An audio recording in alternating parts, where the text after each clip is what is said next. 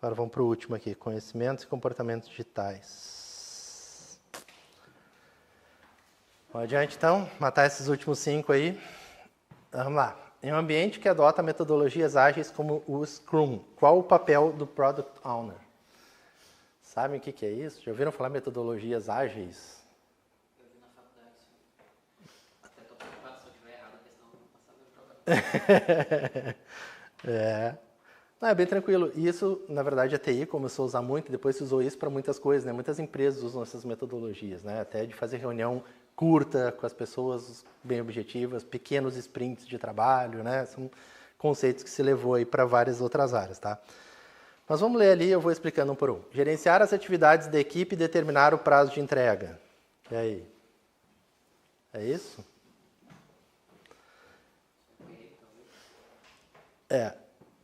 Definir a visão do produto, priorizar as tarefas e representar os interesses do cliente no desenvolvimento do produto.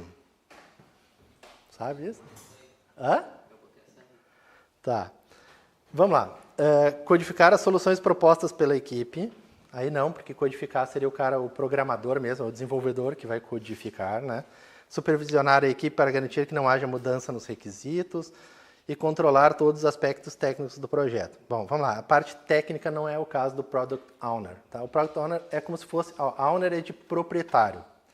E produto, né, o proprietário do produto. Só que aí a gente tem que tomar um cuidado, porque proprietário não é de ser dono, né? Porque a gente sempre acha que proprietário... Eu sou proprietário de um carro, eu tenho um carro. Não é isso. Mas ele representa este carro, né? Ele representa este cara. É como se o carro fosse dele, mas não precisa necessariamente ser dele. Não é o dono daquele produto, tá? Mas é exatamente isso, é definir a visão do produto, priorizar as tarefas e representar os interesses do cliente no desenvolvimento do produto. Hã? É a B, isso. Muito bem. Tá. Então essa é a visão do cara. Mas pensem que é como se ele fosse o dono do produto, né? Quem traduz do inglês já ajuda bastante. Product Owner, não é isso? Fechado? Segunda. No contexto de autoliderança, qual das seguintes opções é um exemplo de comportamento que não reflete essa prática? Cara, aí vem as coisas que a Caixa inventou moda aqui, né? Que, cara, é muito subjetivo o negócio. Mas, enfim, tentei botar alguma coisa aqui para vocês, né? Mas o nome já diz tudo, né? Autoliderança, tá certo? Vamos adiante. Definir metas pessoais e gerenciar o tempo para alcançar esses objetivos. Será que isso faz sentido de uma autoliderança? Sim, isso aí. Manter uma postura proativa em projetos e atividades buscando soluções e melhorias. Buscar autodesenvolvimento por meio de cursos, leituras, experiências práticas, sem depender exclusivamente da empresa. Cara, é autoliderança. Assumir responsabilidade pelas próprias ações e decisões, sem culpar terceiros por falhas. Assumir a responsabilidade pelas próprias ações e decisões. Então, assim, cara, tu é autoliderança. Tu tem o ônus e o bônus. Tu tem o direito e tem o dever. Tudo é teu, né? Então, é assumir a responsabilidade pelas próprias ações e decisões. Se ele teve autoliderança, ele tomou as decisões dele, ele assume as responsabilidades pelas ações que ele teve. Beleza. Procrastinar atividades importantes e guardar que outras pessoas resolvam os problemas? Procrastinar. Não, já não matou ali, né? Hã? O primeiro verbo ali já... Mas o que acontece? Muita gente nem sabe o que é procrastinar, né? A gente vê isso nas aulas. Mas concurseiro tem que saber, né? Pelo amor de Deus, porque concurseiro sempre sabe, verdade. Concurseiro sempre sabe. Essa C também busca o autoconhecimento, que é uma parte da matéria. Isso, também fala da edital de autoconhecimento, né? Mas esse autodesenvolvimento pessoal. Pessoal, isso aqui não tem como errar na prova, né? Isso é muito fácil, é só ler. Só vindo aqui, o colega ajudou o DAS aí, que no fim eu não me liguei, e ele tem razão, é Desktop as a Service. É um desktop como serviço. Entendeu? Que tu perguntou esse DAS, Desktop como serviço. Obrigado aí, Samuel. Tá. Beleza. Vamos adiante aí. 3. Em ciência de dados, qual das alternativas descreve corretamente o papel de um cientista de dados em uma organização? Pessoal, isso aqui tem sido uma carreira cada vez mais comum nas empresas, tá? Ter um cientista de dados, né? A gente aqui, por incrível que pareça, já tem o serviço de um cientista de dados, né? Porque ele analisa uma série de comportamentos para a gente entender o que os concurseiros fazem ou não fazem. A gente está começando um estudo disso porque a gente tem um projeto ali na frente, a gente tem uma plataforma diferente do que existe hoje. Tá? Mas é justamente analisando comportamento. Por quê? Quem de vocês já comprou um curso para concurso? Todo mundo. Quem de vocês já assistiu até o fim todas as aulas? Todas. É raro, né? O colega assistiu, mas é muito difícil. E, sinceramente, talvez não tenha que assistir mesmo. Porque, digamos que tu já domine determinado conteúdo, talvez não precise. Embora, às vezes, isso é um erro. Depende do caso, não estou dizendo que está errado, mas depende do caso. Por quê? Vou dar o meu exemplo. Quando eu fui fazer concurso a primeira vez, eu já trabalhava com TI há muito tempo. Né? Então, eu pensei, cara, informática eu não vou estudar, sei tudo disso.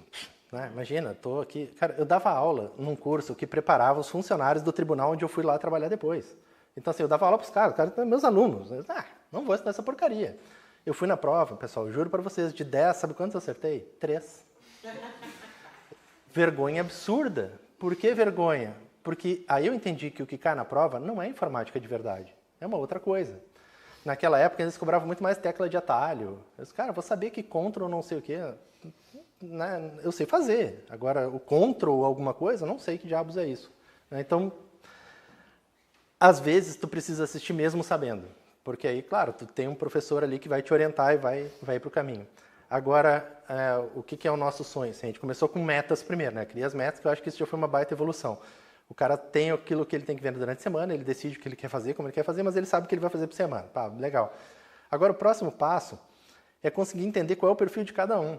Para que o cara entre ali e responda, e conforme as atividades dele mesmo, a gente vai direcionando o que ele tem que fazer na semana seguinte, e não seguir um roteiro pré-pronto.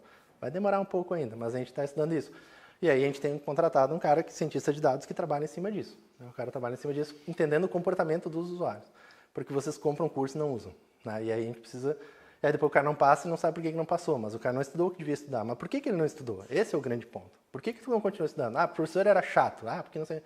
Mentira. Tá? Porque assim, se tu quer passar, foda-se que o professor é chato, que a cadeira é ruim, que a sala não serve. Quem quer faz, quem não quer acha uma desculpa.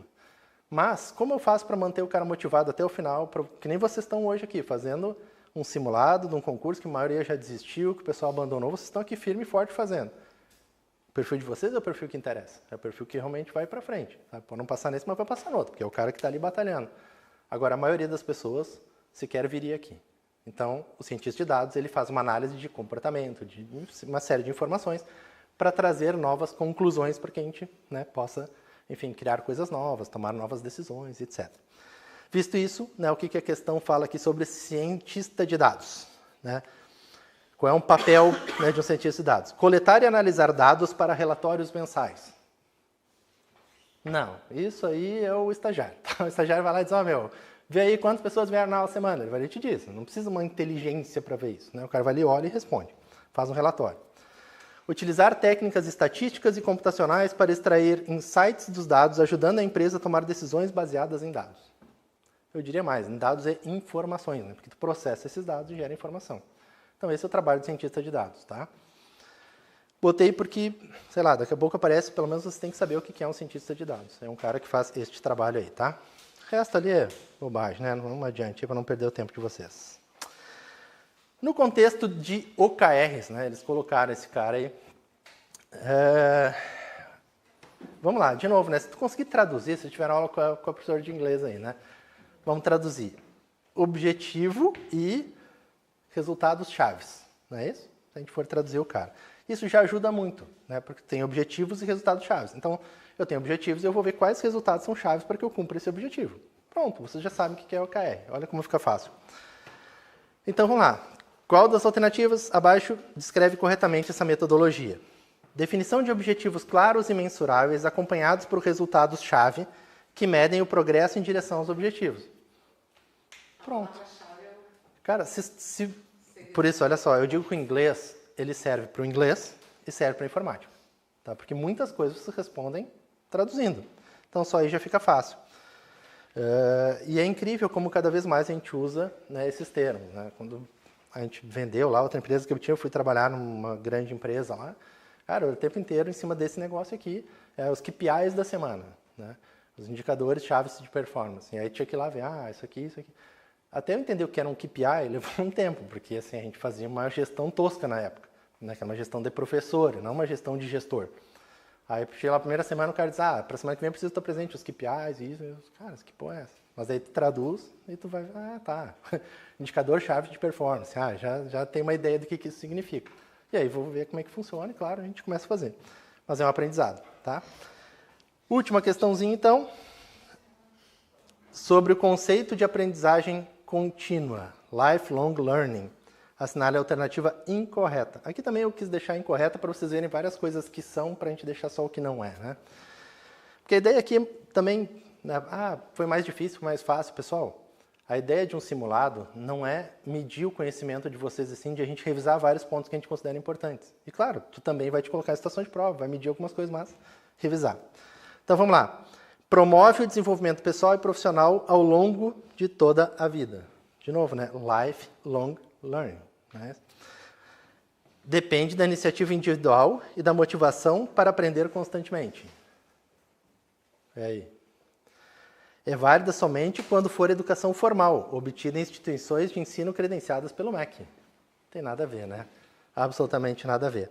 Envolve a aquisição de conhecimentos em diversos contextos, incluindo experiências práticas. E essa é a grande sacada, né, de aprendizado. Aliás, vocês já vivem numa era que é muito mais legal que a minha. Né? Porque quando eu estava sentado aí estudando para os concursos, né, a nossa expectativa não era de como é hoje. Né? Cara, está cada vez mais fácil a vida e mais difícil por outro lado. Né? Tá mais difícil por quê? Porque a grana está mais complicada, a questão financeira está pior. Mas por outro lado, para o professor, cara, tem um chat GPT que ajuda um monte. Vocês podem aprender um monte. Hoje em dia eu pergunto mais coisas para o chat GPT do que para o Google. Porque para o chat GPT eu consigo fazer pesquisa pedindo para ele, inclusive, cara, e me diz quais as fontes que tu usou para chegar nessa tua conclusão aí. Daí ele vai lá e me dá as fontes, isso das coisas mais diversas, assim, porque eu tenho meus hobbies aí de outras coisas bizarras fora, e tu vai lá e pergunta. Então, assim, se tornou muito mais simples. E a ideia desse aprendizado longo aí, pelo longo da vida, é justamente isso, que vocês não vão mais ter só a educação formal. Não sei se alguém tem filho pequeno aí, não? Cara, filho pequeno agora... Eu tenho um filho de 9 anos. Aí, às vezes, a gente fala sobre isso. Qual é a profissão que ele vai ter no futuro? Você tem ideia? Eu não tenho mais ideia. Eu tive uma discussão esses dias ainda com uma... Fornecer input para a inteligência artificial. Pois é bizarro, né? Porque eu tive uma discussão com uma defensora pública. E ela ficou brava comigo, minha amigona. Mas ela ficou brava comigo porque eu disse o seguinte, teu trabalho não vai existir. Não sei se é daqui 10, daqui 20 ou daqui 50 anos, mas ele não vai existir. Porque não existe por que existir. Então a pessoa vai chegar lá e vai dizer, cara, eu tive esse problema, isso, a inteligência artificial vai processar esse negócio, vai ter algumas ferramentas de controle, etc, e vai chegar numa conclusão, o juiz vai decidir alguma coisa. Eu acho que a decisão sempre vai ser de um humano ainda no final, porque a gente vai ter muito medo de deixar a decisão para uma máquina. Então o juiz vai durar mais. Mas é assustador, vocês não acham? Na parede da IBM, eles escreveram lá nos anos 80, quando eles começaram a desenvolver inteligência artificial, que nenhuma decisão pode ser tomada por uma máquina, porque uma máquina não pode ser responsável. Exatamente. Porque tu não pode penalizar a máquina, né? A gente não pode penalizar a máquina. Então, assim, vai ter esse viés ainda. Mas é assustador, né? Se a gente pensar. Mas então, lembre que essa questão da educação aí, ela deixou de ser só formal. Eu não sei se meu filho vai fazer uma faculdade. Eu não sei se ele vai fazer uma pós-graduação. Eu não sei como é que vai ser essa educação. Será que a educação vai ser como é hoje? Será que ela é certa hoje? A gente não sabe. Eu não estou dizendo que não é. Eu só estou dizendo que a gente não tem certeza mais disso. Porque hoje em dia, o que eu vejo? O influenciador hoje talvez é mais valorizado do que um grande cientista que fez uma descoberta enorme. Né? São coisas bizarras. Não que a gente não tenha tido, porque a gente já tinha isso antes. Por que um jogador de futebol ganha mais do que o cara que inventou a cura de uma doença terrível? Não faz sentido. Para mim, o cara da doença deveria ganhar muito mais. Mas a sociedade, de maneira geral, construiu assim. Então, sei lá, futuro, finzinho, meio esquisito, né? Mas vamos lá. Fechou então, gente? Espero que tenha ajudado vocês aí um pouquinho, né? Que tenha contribuído.